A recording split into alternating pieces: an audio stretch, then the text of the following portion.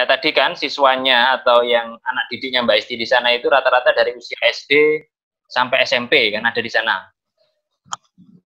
Nah itu mereka itu masih mengenyam pendidikan formal atau sebetulnya anak yang dalam tanda kutip mungkin belum sekolah atau putus sekolah. Seperti apa siswa yang ada di sana?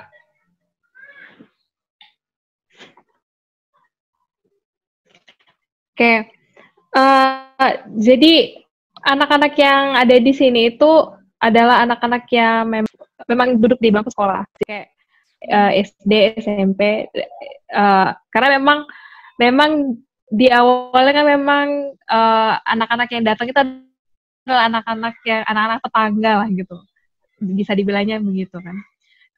Jadi karena saya juga pas awal-awal juga nggak tahu mau gimana kan, jadi akhirnya mulainya dari anak-anak yang ada, coba deh teman-teman kamu diajak ke sini, coba kita berkarya bareng-bareng kayak gitu. Nah, saya lihat trennya adalah ketika mereka sekolah di SD maupun di SMP, memang yang namanya sekolah kita memang lebih fokus sama dunia akademik gitu. Tapi di bidang yang kayak pengembangan diri, yang kayak begitu memang kosong di situ gitu, nggak dapet di situ. Jadi saya pikir ya udah saya menjadi pelengkap buat mereka, bahwa ini adalah sesuatu yang berbeda dan saya pengen beri yang itu ke mereka gitu. Yang nggak dapet di sekolah saya kasih. Baik, Mbak Esti. Ini kan saat ini kurikulum yang ada di negara kita, di Indonesia ini menganut sistem full day school kan seperti itu. Ini menyiasatinya kegiatan dari TBM itu sendiri atau Hestimora Peduli ini dengan kondisi yang demikian, yang full day school tadi bagaimana?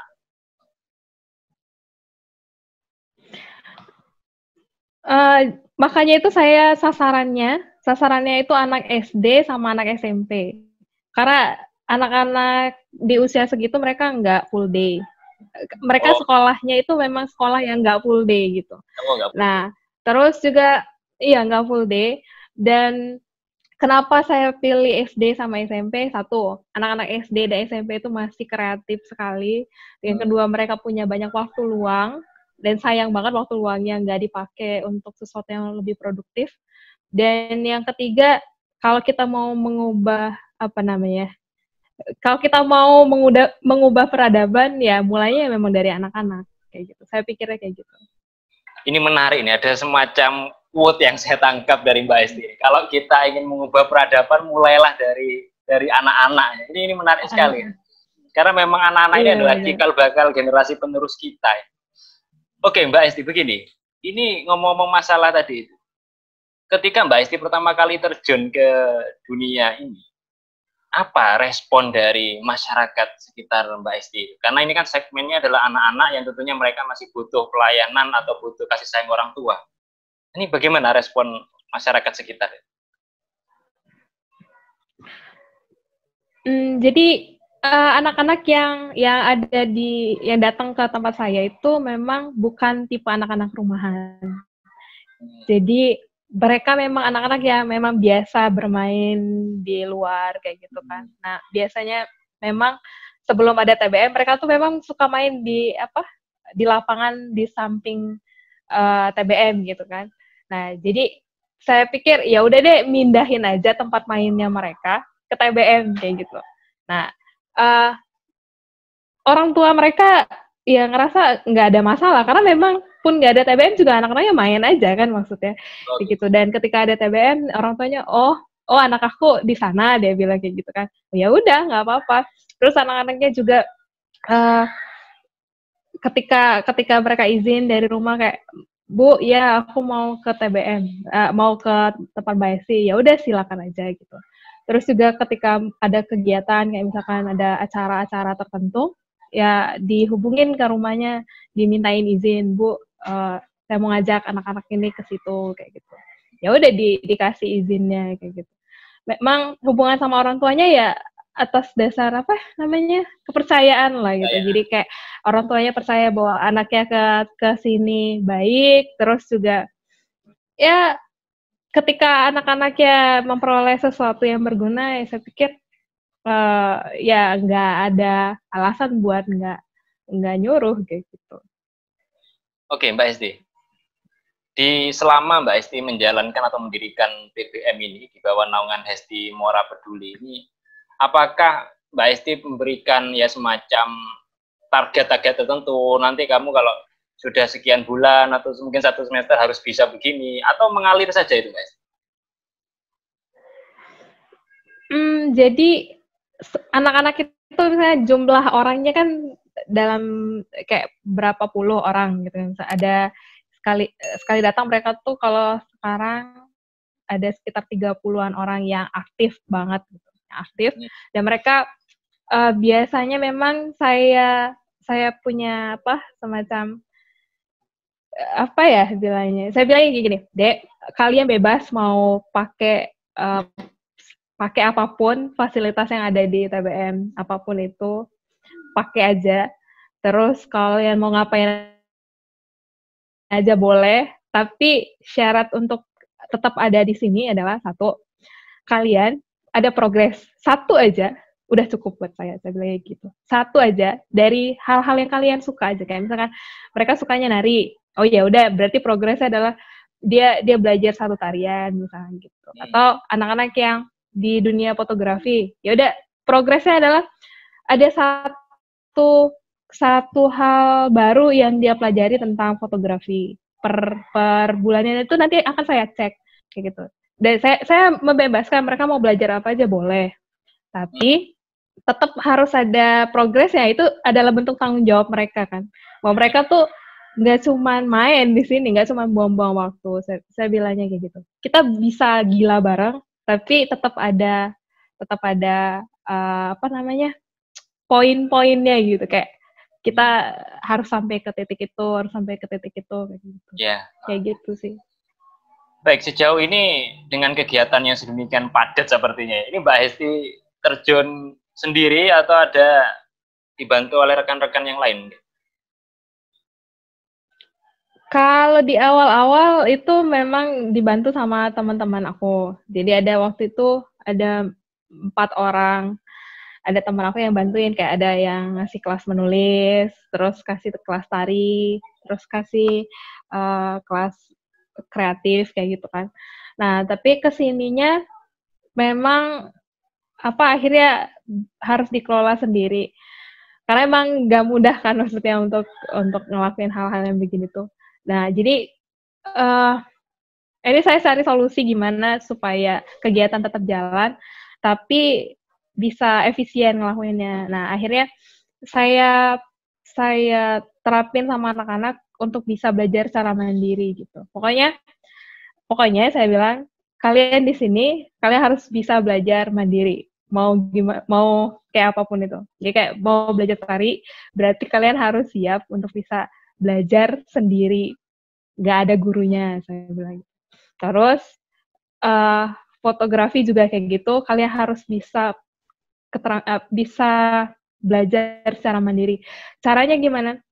Kasih aja, kalau anak-anak tari ya udah kasih video tari, berapa buah video silakan kalian pilih, kalian harus bisa. Terus kalau kayak fotografi juga tutorialnya kan banyak tuh di YouTube kayak gitu, itu bisa diakses kan. Nah, silakan belajar dari situ, editing juga kayak gitu. Dan saya pikir kemampuan belajar mandiri itu sebenarnya penting. Kenapa?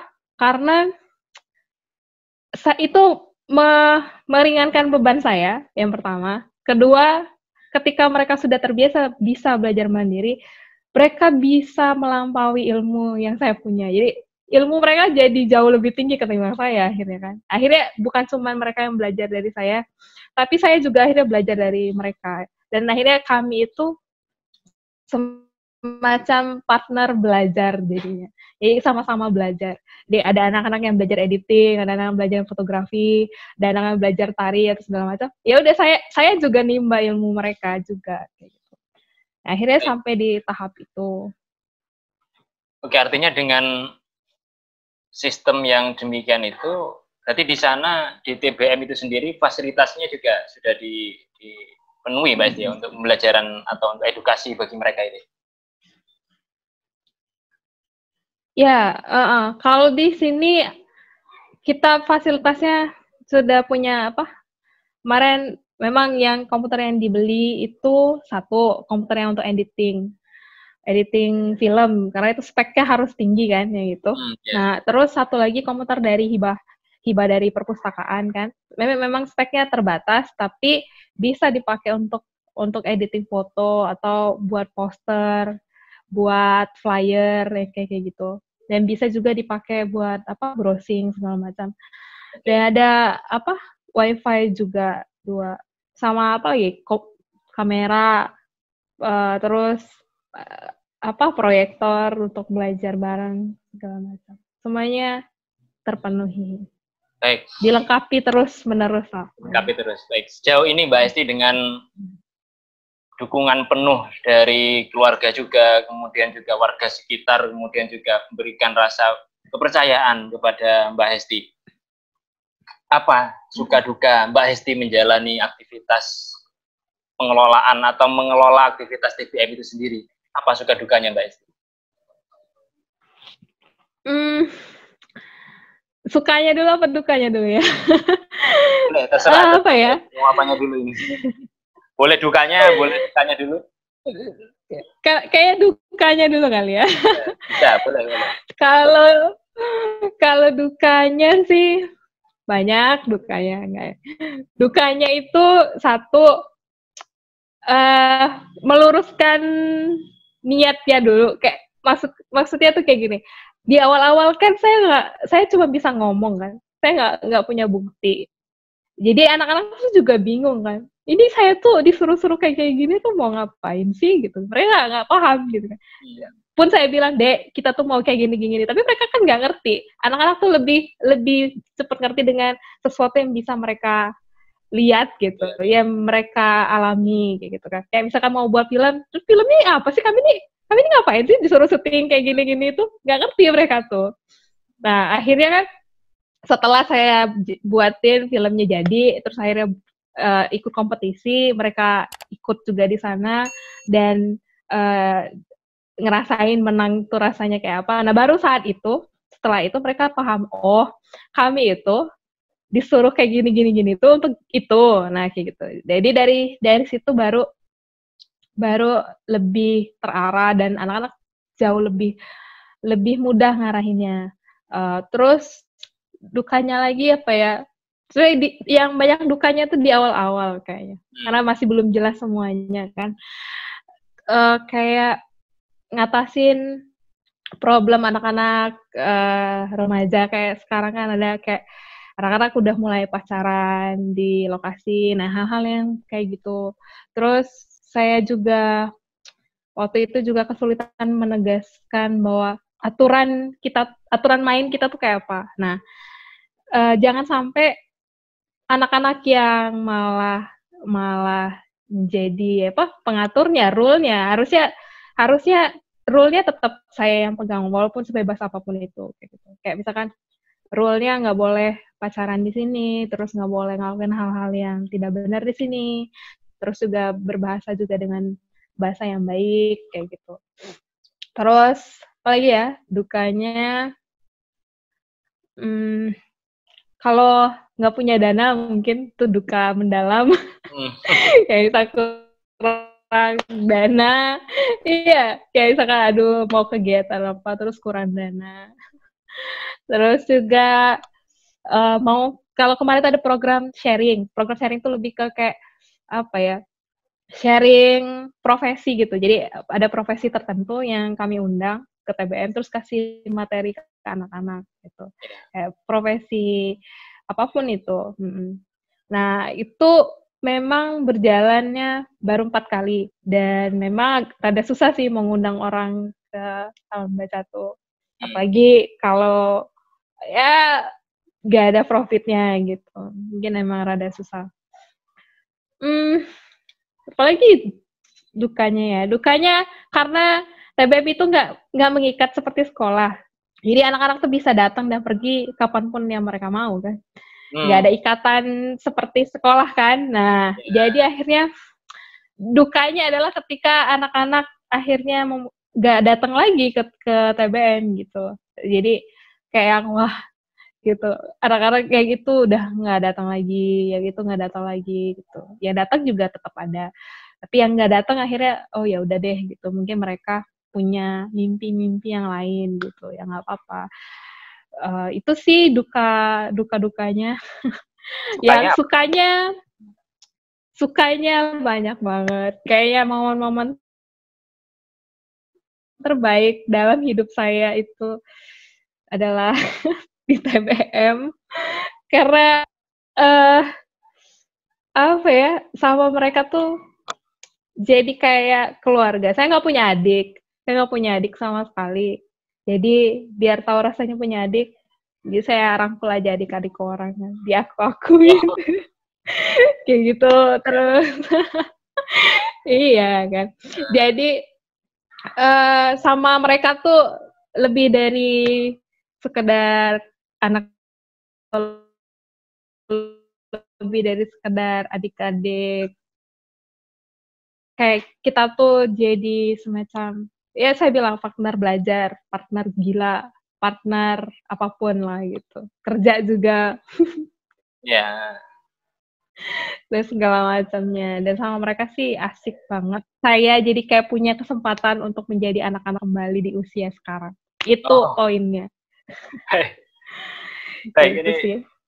ini menarik nih Mbak Esti mengenai tadi kan Mbak Esti merasa ini ada sesuatu anggota keluarga baru ini yang masuk di kehidupannya Mbak Esti.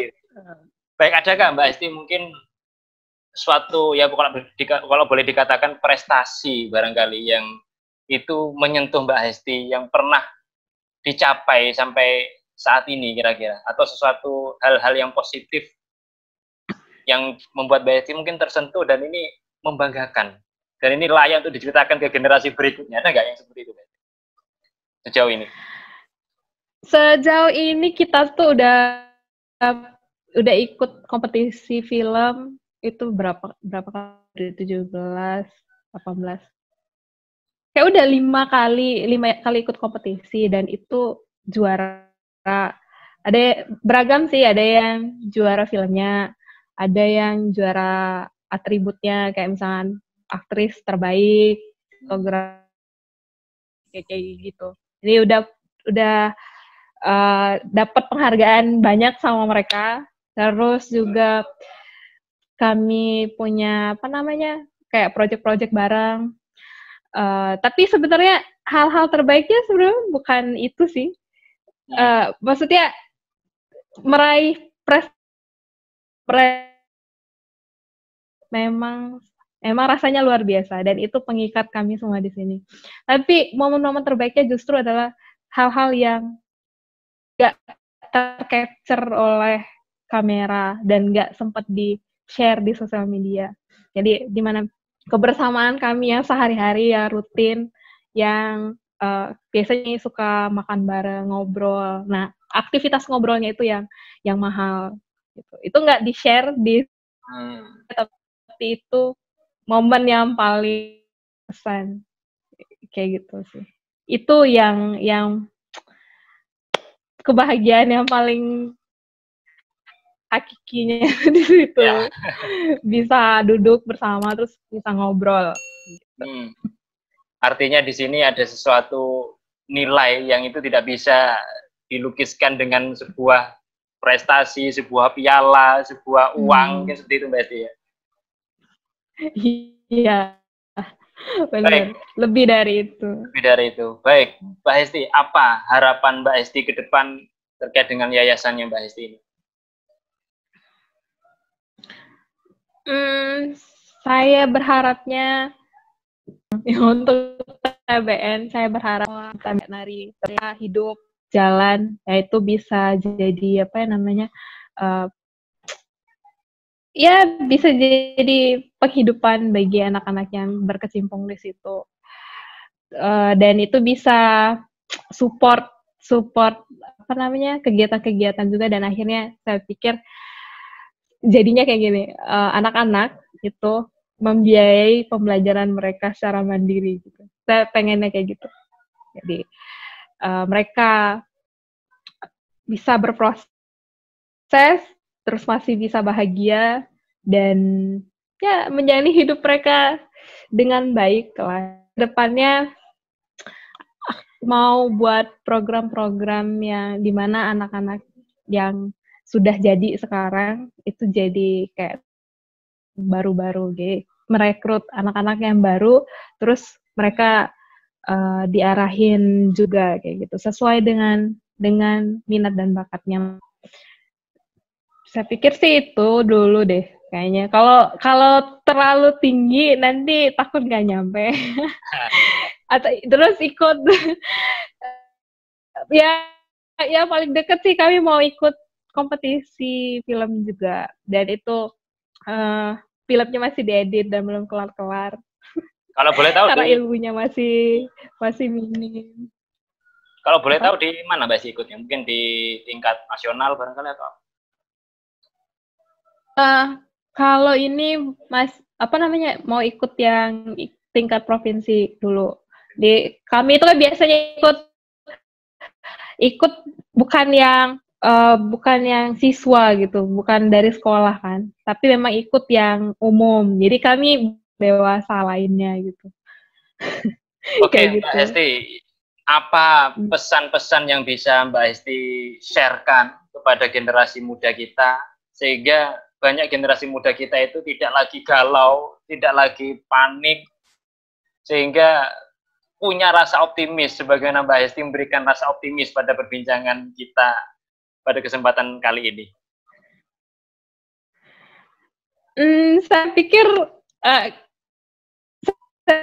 sih galau itu hal yang baik sebenarnya. Adalah justru saya ada di sini sekarang berangkat dari kegalau. ya ketika kita galau, tapi galaunya adalah kayak galau, oke, aku usia segini misalnya, aku belum punya galau yang seperti itu tidak apa-apa, saya pikirkan. Asalkan jangan galau yang lain aja.